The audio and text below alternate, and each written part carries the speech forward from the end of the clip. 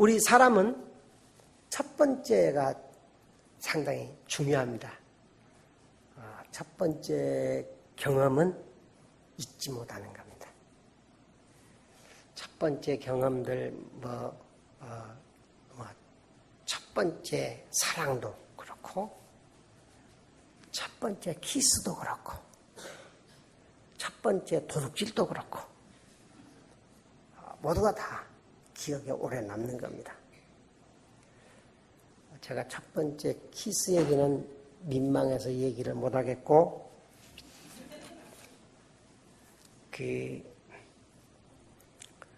어른들 속였던 얘기. 이번 추석에 제 사촌 동생 가족이 와서 저희 어머님하고 같이 추석을 보냈습니다. 그래서 어머님에게 절도 하고, 근데 동생 아들이 하나 있는데 그 아들이 이제 유치원에 다니는 6살배기입니다. 근데 이놈이 얼마나 개구쟁이 노릇을 하는데, 제가 이렇게 애끼는 그 색안경이 있는데 그 색안경을 이렇게 책장에다 놨거든요. 근데 이놈이 이 색안경을 가지고 막 장난을 치고 뛰어다니고 하다가 엎어지면서 색안경 다리를 딱 부질러 버린 거예요. 그런데요, 제가 그 순간에 화를 내야 하잖아요. 막 나무래고 그래야 하잖아요. 근데 빙그레 하고 웃으면서 봤어요. 왜 그러냐 하면 그때 무슨 생각이 났냐면 제 어릴 때 생각이 난 거예요. 그러니까 그의 할아버지, 제 삼촌이에요. 제 막내 삼촌인데 그의 할아버지가 어디 가서 이 색안경을 탁 끼고 와서는 쭉 폼을 잡는 거예요. 근데 너무 멋져 보여요. 나도 저거 한번 써봐야겠다. 삼촌 나도 좀 줘. 그러니까 안 돼! 하고서 선반에다 올리고 나갔어요. 그래서 그걸 내가 그냥 있을 수 없잖아요. 막 뭘 포개고 올라가서 그걸 꺼내가지고 한번 나도 쓰고서는 그렇게 거울 앞에서 서보고 그랬어요. 근데 웬걸 그때 밖에서 누가 오는 소리가 나요. 이걸 얼뜻 어떻게 할 수가 없어서 그 시골에 이렇게 방에 돗자리 같은 걸 깔아놨는데 그 돗자리를 열고 안경을 거기다 딱 집어넣고 숨겼어요. 그러고서는 또 밖으로 불려나가고 쭉 해가지고 잃어버리고서는 있었는데 며칠 뒤에 밥 먹다가 어떤 어른이 이거 여기 무슨 뭐가 이렇게 바닥에 이게 뭐가 이렇게 떼똥하냐? 하면서 그걸 떠들어 보니까 그 안경이 박살이 나가서 그냥 가루가 되어 있는 거예요. 야, 얼마나 제가 놀래고 민망했는지. 그러고는 또 한번 죽게 얻어맞았죠. 그 생각이 나서 내가 저놈 할아버지의 안경을 깬 것을 저놈이 오늘 2대 후에 내 안경을 봐서 박살을 내는구나. 이런 생각이 들어서 제가 빙그레하고 웃어봤습니다. 첫 번째 경험은 참 중요합니다. 우리에게도 첫 번째 경험, 여러분들도 많은 경험들이 있습니다.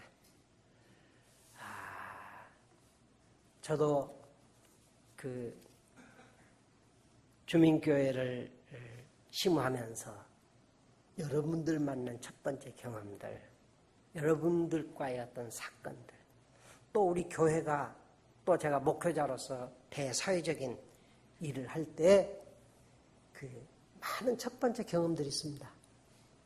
안기부에 가서 그냥 뻘거벗고 당하는 고문, 또 긴급조치 1호가 발표됐을 때 전국에서 제일 먼저 치고 들어가서 15년 징역을 받은 일, 그 뒤에 호원, 전두환 대통령이 4.3 호원 선언을 할 때 그걸 반대하는 성명을 했다가 또 첫 번째 불구속 기소됐습니다만 구속된 일. 시청료 거부 운동을 제가 NCC에서 발의해가지고 전국적으로 시청료 거부 운동을 했던 일, 또 북한 수재 만났을 때 우리 기독교뿐만 아니라 전국에 있는 모든 조직들을 다 동원해서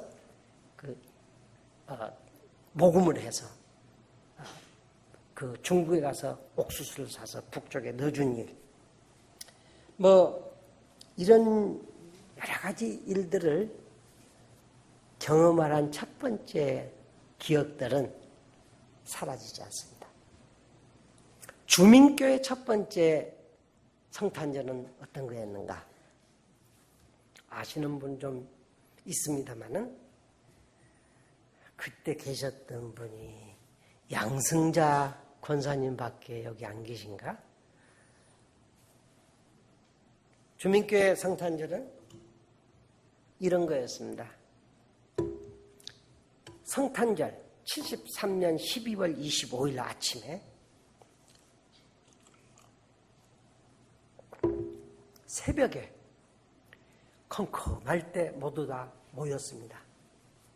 그래가지고 기도를 하고 택시를 3대를 불러서 타고 그리고는 김포공항으로 달려갔습니다. 그래서 김포공항에 가서 거기에서 저 뚝방교회에서 있었던 실로암교회 교인들과 또 이규성 목사님 교회 교인들이 함께 모여서 거기서 성탄절 예배를 드렸습니다. 성탄절 예배를 왜 거기서 드리냐? 이유는 이런 겁니다. 성탄절 전 한 달 전부터 청년들하고 그 성탄절에 대한 연구를 했습니다. 예수님이 태어난 건 12월 25일은 아니다. 그러나 언젠가 태어났으니까 우리가 25일로 그 로마교회가 정했으니까 25일로 편의상 우리가 예수님 오심을 축제한다. 문제는 성탄절에서 가장 중요한 것은 구유다. 구유에 누이신 아기 예수. 그 구유가 오늘날 우리 역사에서는 뭐겠냐? 라고 하는 것을 청년들하고 토론을 했는데 그때 청년들이라고 하는 수준이 고등학생도 있고 고등학교 중퇴자도 있고 겨우 졸업하고 실업자로 있거나 노동자로 있는 사람이 전체 수준이었습니다. 그런데 그분들이 토론을 하다가 결론이 김포공항이다. 그렇게 내놓은 거예요. 그래서 제가 속해 있는 수도권 특수지역 선교위원회에다가 우리 교회가 정한 금년도 우리 한국 사회에서의 가장 낮은 자리, 가장 문제가 되는 구유는 김포공항이라고 정했습니다. 하니까 수도권 특수지역 선교위원회에서 그걸 받아가지고 다른 교회들도 거기에 합류하도록 도와준 거예요. 그래서 세 교회가 김포공항에서 예배를 드린 거예요. 그리고서는 이제 모학경 목사님이 사회를 보고 찬송가를 하고 묵도하고 찬송가하고 이규성 목사님 기도할 때 거기 있는 구경하는 사람들보다도 더 많은 경찰들이 빙 둘러서 있다가 지도자가 체포해 하니까 다 달라들어서 거기에서 우리들 경찰 하나가 한 사람 내지는 한 사람을 두 사람이 다 태우고 영등포 경찰서로 가서 영등포 경찰서에서 이 형사과에서 칸막이가 된 그 방에 한 사람씩 불려 들어가서 하루 종일 매를 맞으면서 조사를 받았던 것이 주민교회 첫 번째 성탄절입니다. 저는 평생 잊어버릴 수 없는 것이 우리 교회가 그때 김영순 권사님 집 옆에 있었고 우리 집 앞집이 누구였냐면 김 권사님 형제간들 집이었습니다. 그 집의 딸이 영신이라고 이영신이라고 하는 딸이 그때 중학생이었는데 그때 그 여학생이 우리하고 합사를 해서 김포공항에서 내 옆에서 취재를 받는데 형사가 뺨을 딱 때리면서 너네 전도사 빨갱이지 하니까 아니에요 우리 전도사님 좋은 분이에요.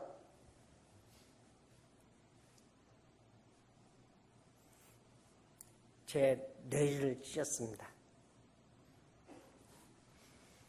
그 말을 잊지 못합니다. 저는 요즘 기도합니다. 여러분 저를 위해서 기도해 주신 것 참 고맙습니다. 그리고 요즘 양자 물리학에서 보면은 기도는 정말 성취됩니다. 마음의 정성을 다 하면은 물질도 변하고 물질도 움직이고 그리고 몸에 든 병도 치료가 됩니다. 근데 저는 미안하게도 하나님 제 이 암병 낫게 해 주십시오 하고 한 번도 기도해 본 적이 없습니다. 오히려 제 기도는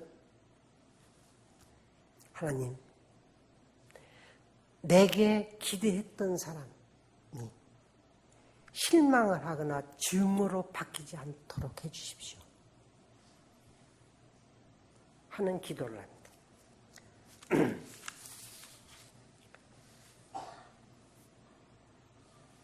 그리고 제가 이 정말 말도 안 되는 시대에 억지 논리가 판을 치는 세상에 그리고 양심이라고 하는 것은 찾아볼 길이 없이 모두가 다 번득이는 그 이익을 위해서 모두 배신하고 사는 이런 시대에 이 시대에 그 불의에 짓눌려서 억압당하고 찢기고 있는 이 민중들의 아픔에 내가 공감대가 떨어지고 있습니다. 내 이 공감의식이 약화되고 있는 것은 내가 지금 늙었을 뿐만 아니라 내 의식이 죽어가고 있습니다. 하나님, 제 이 공감의식이 회복될 수 있도록 첫사랑의 감격이 내 속에서 뿜어나올 수 있도록 제게 성령으로 도와주십시오 하고 저 그렇게 기도합니다.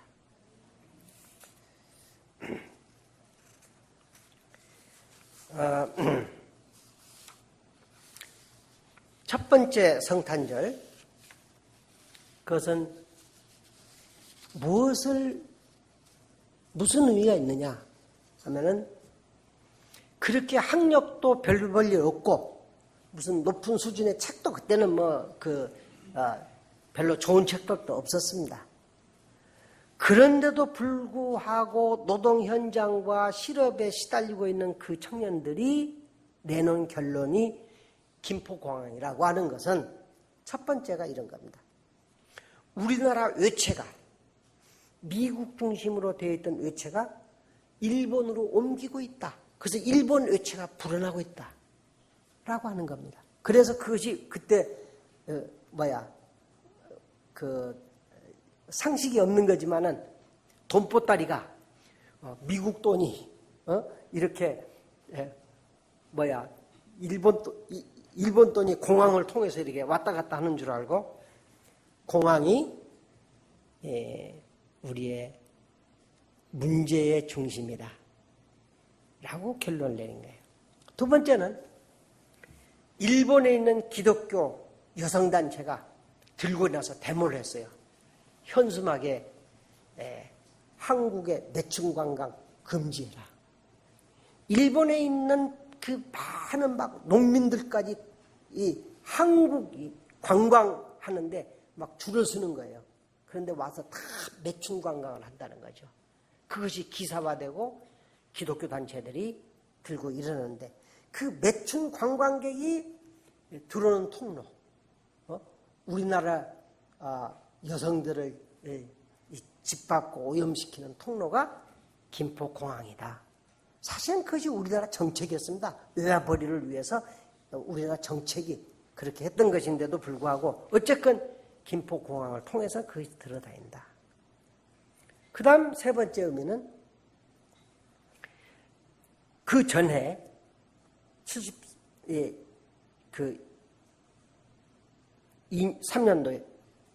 3년도에 그해 73년도 8월 달에 김대중 총재를 일본에서 호텔에서 가만히 넣어가지고 납치를 해서 그래서 물에 빠져 죽이려고 현해탄을 건너다가 그러다가 미국 비행기가 떠서 그 방해를 하니까 결국은 동교동에다 갖다 실어다 놨는데 이것이 일본에서부터 들통이 난 겁니다.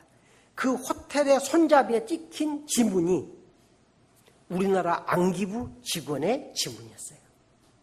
그러니까 이건 안기부가 그 일을 진행을 했고 실제 바로 그 한 달 뒤에 9월 달에 제가 안기부에 가서 뻘거벗고 고문을 당할 때 그 팀이 바로 그 일을 주도했던 팀이고 세계의 모든 언론을 스크랩하면서 김대중에 대한 언론을 스크랩하면서 자기들끼리 주고받는 말을 들을 때 이 사람들이 바로 주범이다라고 하는 걸 저는 알았습니다. 그래서 그 사람들 얼굴까지 기억합니다. 그런데 그 일을 우리 한국 중앙정부가 했다고 하면 한국 정부가 한 거기 때문에 일본에 사과를 해야 합니다. 그래서 국무총리 김종필이 비행기를 타고 가서 일본에 가서 무릎을 꿇고 사과를 했다.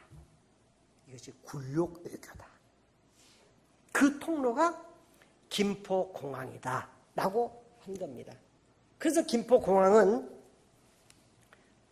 우리 시대에 가장 낮은 구유다 라고 결론을 짓다는 겁니다.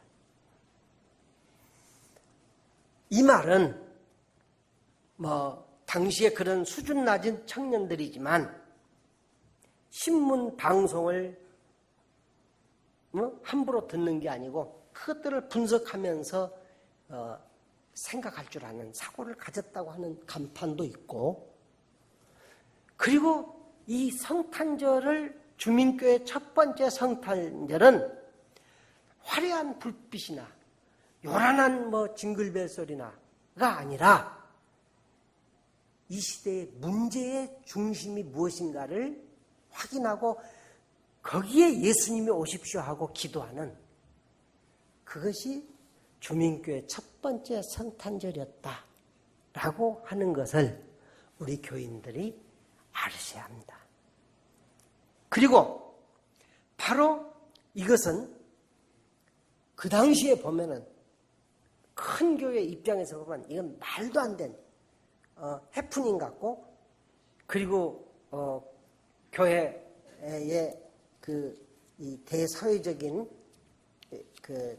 이 좀 어긋난 행동으로 판단할 수 있습니다만은 지나놓고 보니까 40년 이상을 지나놓고 보니까 주민교회는 그 틀, 그 의식의 틀에서 계속 살아왔고 때로는 발전시키고 성장시켜 왔다 하는 것을 저는 감지하고 있습니다.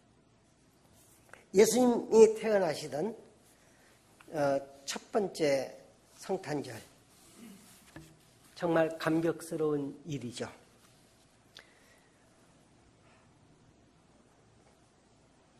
만삭이 된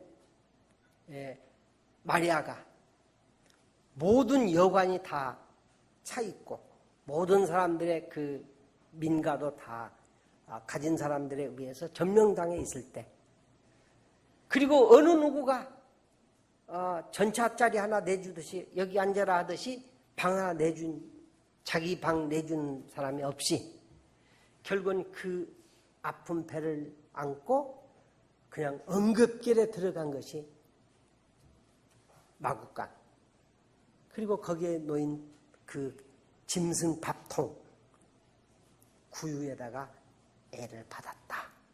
이것은 상징적으로 대단한 사건입니다. 인간은 동물입니다. 그래서 가장 낮은 자리에서 동물 같은 존재이기도 합니다. 그런데 예수님은 바로 그 구유, 동물의 밥통에 놓였습니다. 그런데 천사가 또 동원을 해가지고 이 들판에서 양을 치던 목동들이 찾아와서 달려와서 경배를 드렸다.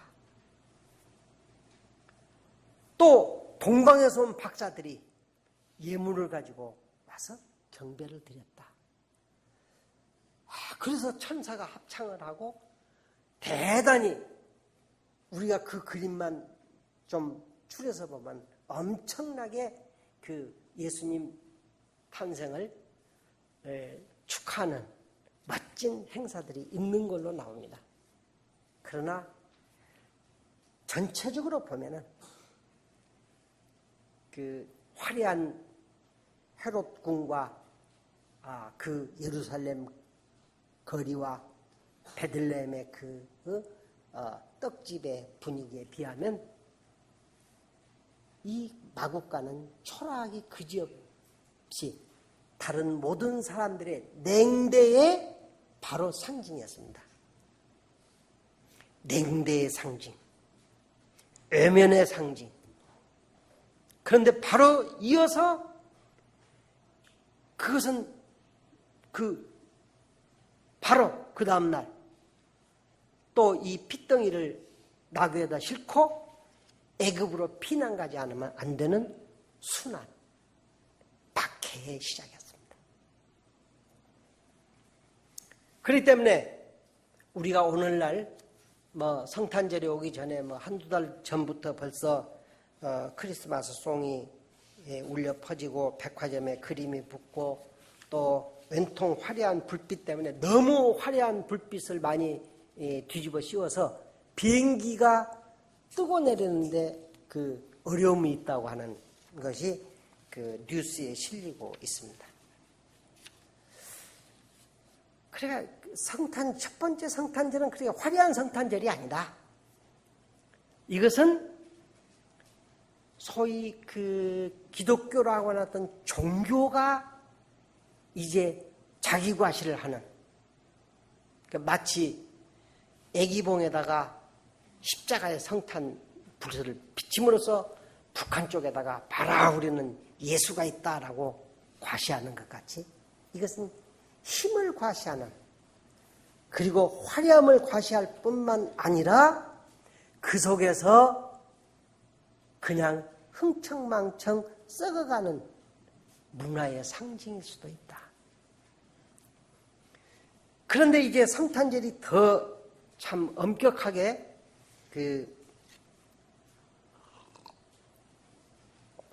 심각한 것은 그 다음에 이제 예수를 안고 정결 예식을 하기 위해서 성전에 데리고 갔을 때 얘기가 나옵니다. 거기에서 시므온이라고 하는 의인이 있었는데 이 시므온은 네가 주의 구원을 눈으로 볼 것이다 라는 그런 예언을 받은 사람이었고 많은 사람에게 존경을 받는 사람이었습니다. 그런데 그 시므온이 예수를 받아 안고 그 어머니 마리아에게 한 말은 이건 정말 이런 저주가 없습니다. 어머니 마리아에게 봐라, 이 아기는 이스라엘 가운데 많은 사람을 넘어지게도 하고 일어나게도 하는 그런 그 일을 위해서 세우심을 받았다. 그래서 이 아이의 별명 상징은 비방받는 표징이다. 비방받는 표징이다. 그럼으로써 바로 당신 어머니에게는 이 많은 사람의 마음에 품은 어머니는 당신의 마음을 칼이 당신의 마음을 꿰뚫는 것입니다. 이것이 성탄 메시지입니다. 어머니에게 이런 저주가 어디 있습니까? 당신 아들 낳는데 이 아들은 당신을 칼로 찌를 겁니다. 라는 저주를 받고 있습니다. 그래서 저는 이 성탄절 너무 우리가 쉽게 함부로 보내기에는 참 아까운 절기다. 그렇게 생각을 하고 저는 이런 고민을 합니다. 우리 주민교회가 첫 번째 성탄절을 본질 문제, 이 시대의 시대정신이 뭔가, 그리고 우리 시대의 문제의 본질이 뭔가 라고 하는 것을 논의하고 그리고 그것을 위해서 시대적인 선언을 하려고 했다면은 이것이 주민교회 전통이 되어야 하는 건 아닌가? 그리고 주민교회는 바로 그 맥락에서 40년을 어쨌건 간에 그렇게 살아왔다 라고 생각하고, 한면 하나님 우리가 이런 맥락 속에서 살아온 것을 참 다행스럽게 생각하고 그리고 행복하게 생각합니다 라고 고백하는 성탄절이었으면 좋겠습니다. 저는 이런 속에서 시몬이 내 눈이 주의 구원을 보았다 이렇게 얘기를 하고 있는데, 저는 이제 제 목회를 이제 그만두면서 참 많은 좀 아쉬움이 있어요. 좀 이랬으면 좋았을 뻔했다. 이랬으면 좋았을 뻔했다. 한마디로 말하면 좀 더 통 크게 살았으면 좋았을 뻔했는데 너무 좀 째째하게 살았다라고 하는 아쉬움을 갖습니다. 그런데 문제는 가장 중요한 건 뭐냐 하면은 내가 예수를 믿어서 얼마나 행복했냐, 내가 예수를 믿어서 얼마나 화려하게 살았느냐, 내가 예수를 믿어서 남들이 못하는 일을 해내고 그리고 내가 예수를 믿었기 때문에 사람들이 부러워하는, 존경하는 그런 위치에 있는 사람이 됐다. 이런 것이 아니라 이해학이라고 하는 한 인간을 만난 사람들이 이해학이라고 하는 한 인간의 삶의 모습 속에서 이해학의 자랑스러움을 보는 것이 아니라 이해학이 보여주는 그 그림자 속에 예수가 어떤 예수냐, 어떤 예수를 나는 보여줬는가 라고 하는 걸 가지고 저는 고민합니다. 그리고 어떤 분에게는 잘못된 모습을 보여준 것에 대해서 대단히 부끄럽게 생각하고, 그리고 또 우리 모든 기독교가 마찬가지입니다만 우리 교회를 통해서 이 지역사회에 있는 사람, 때로는 우리 주민교회가 대단히 유명한 교회입니다만 이 세상에 있는 교회들이 주민교회를 통해서 예수의 얼굴을 보고 저렇게 살아야 하는구나 라고 반성하고 회개하는 역사가 일어나야 하는 거 아닌가, 그런 생각을 해봅니다. 그래서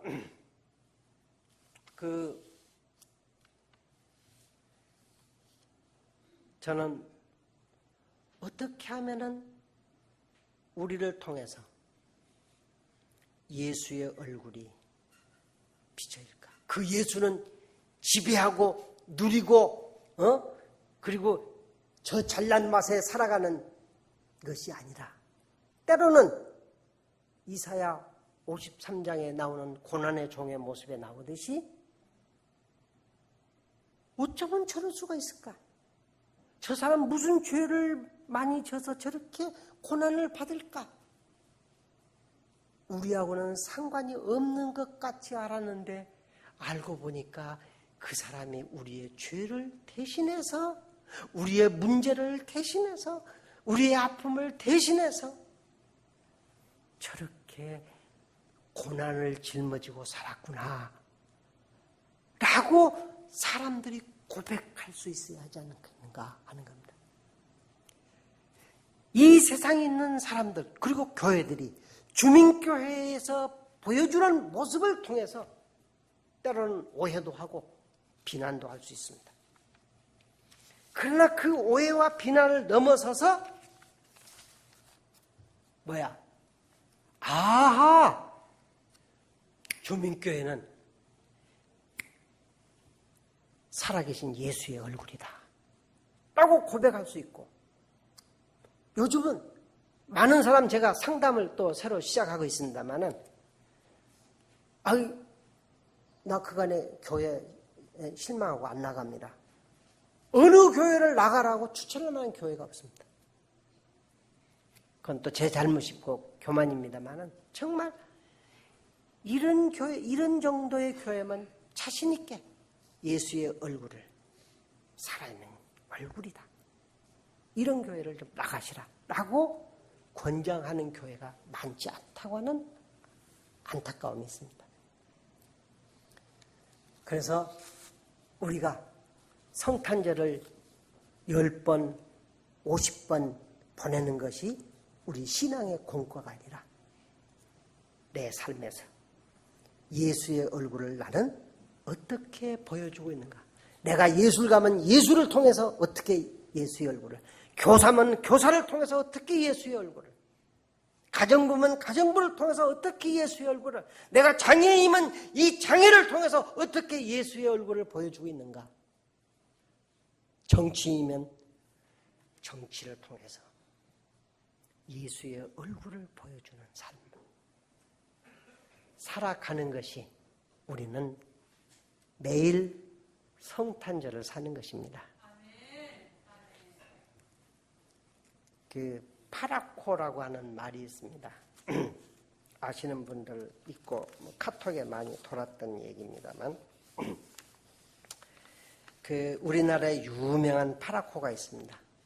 그 파라코란 말은 그 가문의 재산을 이 노름이나 주색잡기에 다 망쳐먹은 사람을 그 파라코라고 합니다. 근데 안동에서 유명한 그 김성일의 13대 종손인 김용환이라고 하는 사람인데, 이 사람은 아주 그냥 유명한 노름꾼입니다. 근데 무자비하게 노름을 하는데, 노름을 해서 밤새 노름을 해서 자기가 따면은 그냥 돈을 가지고 오고, 만에 하나 자기가 이 배팅한 것을 잃어버리게 되면은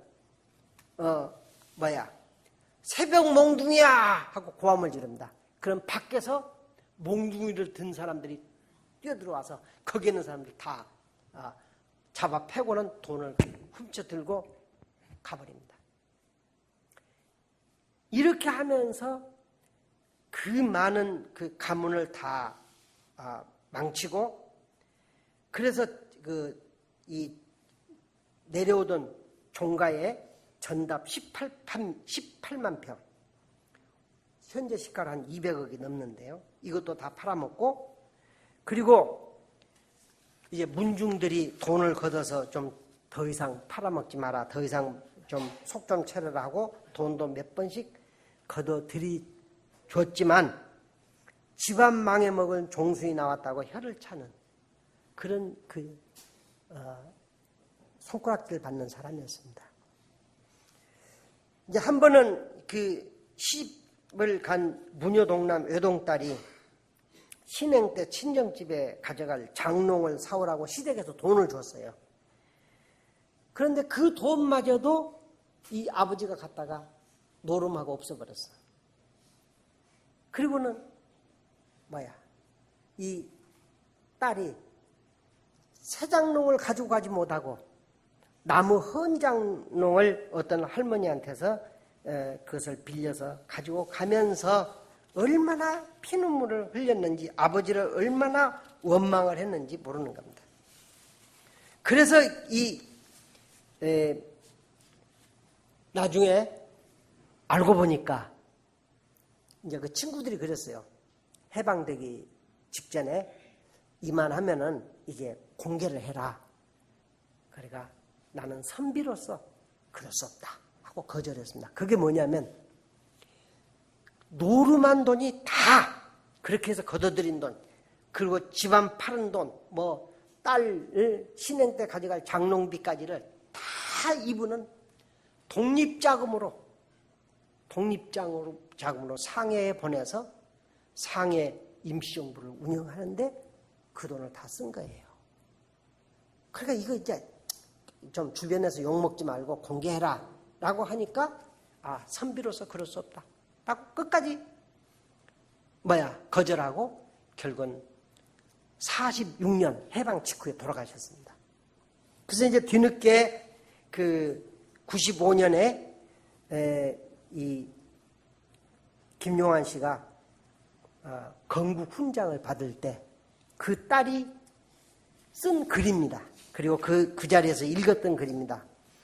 우리 아베 참복나으리 그럭저럭 나이 차서 16세에 시집가니 청송 마평 서씨문에 혼인은 하였으나 실행날 받았어도 갈 수 없는 딱한 사정, 신행 때 농사오라 시댁에서 맡긴 돈, 그 돈마저 가져가서 어디에 쓰셨는지, 우리 아베 기다리며 신행날 늦추다가 큰엄에 쓰던 헌농 신행발에 싣고 가니 주위에서 쑥덕쑥덕 그로부터 시집살이 주눅들어 안절부절, 끝내는 귀신이 붙어왔다 하여 강변 모래밭에 꺼내다가 부수어 불태우니 오동나무 3층장이 불길은 왜 그리도 높던지 새색시 오만간장 그 광경 어떠할꼬. 이 모든 것 우리 아베 원망하며 별난 시집 사느라고 오만간장 녹였더니 오늘에야 알고 보니 이 모든 것 저 모든 것 독립군 자금 위에 그 많던 천석재산 다 바쳐도 모자라서 하나뿐인 외동딸 시댁에서 보낸 장롱값 그것마저 바쳤구나. 그러면 그렇지 우리 아베 참복나으리 내 생각한 대로 절대 남들이 말하는 파랗고는 아닐진데. 이게 그 딸이 읽은 글입니다.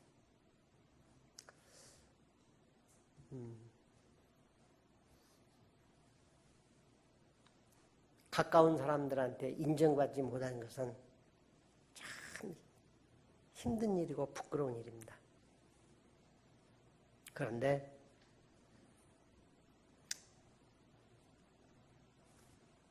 어떤 의로운 일을 하기 위해서는 때로는 고난을 받는 것이, 내 이름으로 비방을 받는 것은 복되다 라고는 예수님 말씀같이 우리는 내 생애를 통해서 예수 그리스도의 얼굴 하나만 잘 그릴 수 있다면 얼마나 좋을까. 그런 생각 가지시면서 사순절을 보내셨으면 합니다. 잠깐요. 하나 제가 또 이벤트를 하겠습니다. 이연배 장로님 일어나세요. 장건 장로님 일어나세요. 초장님 안 오셨네. 박인수 권사님 일어나세요. 일어나요. 대신 일어나는 게 아니야. 그냥 박인수 일어나요. 자, 최민경 님도 일어나세요. 이분들은 여러분을 그냥 대신해서 일어난 겁니다. 여러분들이 제가 묻는 말에 대답하시기 바랍니다. 여러분은 자기 자녀들을 다 사랑하시죠? 예, 잘 살아가시기 바랍니다. 자기 자녀들에게 무엇이든지 다 주고 싶죠? 예. 예. 많은 것을 잘 해주시기 바랍니다. 그런데 제가 강원도에서 우리 어머님하고 살 때 개밥을 어머님이 이렇게 줬는데 그 개가 새끼를 낳으니까 우리 어머니를 개가 물어 뜯어가지고 이 허벅다리에 구멍을 뻥 뚫었습니다. 그래서 입원해서 고생했습니다. 자기 새끼를 보호하는 것은 모든 인간만이 아니라 모든 동물의 본능입니다. 우리의 이 DNA에 입력되어 있는 본능이에요. 그리고 그 본능을 가지고 내 자식을 잘 키우는 거, 그리고 사랑하는 거, 이것 없으면 우리 자녀들 큰일 납니다. 그렇기 때문에 자녀들을 위해서 여러분은 최선을 다하셔야 합니다. 그래서 하늘이 준 본능입니다. 그런데 크리스찬은 예수를 믿는 사람이라고 하는 것은 거기에 머무르면 안 되는 겁니다. 다른 말로 할까요? 조금 심한 말로? 서 있는 분들 따라서 하세요. 모성애는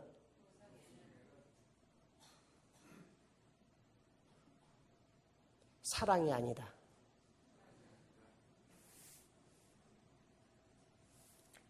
모성애, 그리스도의 사랑이라고 하는 것은 모성애에 그치면 안 되는 겁니다. 모성애를 상실하거나 죽이라거나 소홀히 하라는 게 아니라 그것을 넘어서서 더 많은 사람들을 사랑할 수 있는 힘이 있어야 하고 그 일을 위해서 우리 생애를 바쳐가는 것이 한다 라고 하는 겁니다. 서 계신 분들만이 아니라 앉아 계신 모든 분들도 모성애에서 그치는 사랑을 넘어서서 맞는 성탄절을 맞이하시기를 그리스도 이름으로 축원합니다. 한마디만 더 할게요. 앉으세요. 아시는 분들 있죠? 제가 카톡에도 많이 보내드렸습니다. 팀 바크라고 하는 유명한 야구 선수가 있습니다. 몬트리올 올림픽에서 아주 세계적인 주목을 받았던 인기 야구 선수입니다. 그 사람이 받고 있던 연봉이 200만 달러, 한국 돈으로 약 22억 원의 연봉을 받고 있었습니다. 그런데 그 사람이 화려한 기자회견도 없이 그냥 은퇴하고 사라졌습니다. 그래서 사람들이 추적을 해서 그가 왜 그랬는가 하고 가봤더니 놀라운 것은 그가 자기 입양한 5아이의 아버지가 되기 위해서, 그것도 다 장애인들인데 그 아이들을 돌보기 위해서 그 화려한 이 많은 젊은 사람들의 그 꿈인 야구선수, 그것도 유명한 야구선수, 그리고 고가의 연봉을 받는 그 자리를 털고 갔다는 겁니다. 큰 딸은 스테파니는 한국에서 조산아로 태어나서 심장에 구멍이 뚫려서 부모에게 버림을 받은 애를 수술을 시켜서 자기 딸로 입양을 했고, 둘째 라이아는 과테말라 남자아이인데 갑상선에 문제가 있고 정신질환이 있었습니다. 셋째 니콜은 한국 여자아이입니다. 태어날 때 오른손이 없고 심장에 문제가 있고 간질이 있고 하루에 수십 번씩 발작을 해서 부모가 버렸다는 소식을 듣고 가서 데려왔습니다. 넷째 웨이는 다리에 장애가 있는 베트남 아이입니다. 길거리에 버려진 아이였습니다. 다섯째, 둘째 라이안처럼 과테말라에서 태어난 여자아이입니다. 입천장이 갈라진 구순 구개열 환자고 그리고 그 선천성 질병이 있어서 버린 아이를 데려다가 입양시켰습니다. 이게 이 버크 부부는 5 아이를 더 받기 위해서 새로 집을 짓고, 그리고 이렇게 얘기를 합니다. 그 아이들은 이 세상에서 우리가 아니면 기를 부모가 없습니다. 그런데 놀라운 것은 그 아이들을 기르면서 우리는 그 아이들에게서 하나님의 얼굴을 바라봅니다. 하나님을 만나고 있습니다. 라고 고백하고 있습니다. 우리도 좀 더 통 크게, 통 큰 예수 만납시다. 어깨를 펴고 시원시원하게 이 땅의 아픔 속에 시원한 생수를 부어주시는 예수 그리스도를 만나는 여러분들이 사순절 복된 절기를 보내시기를 그리스도의 이름으로 기원합니다. 고맙습니다.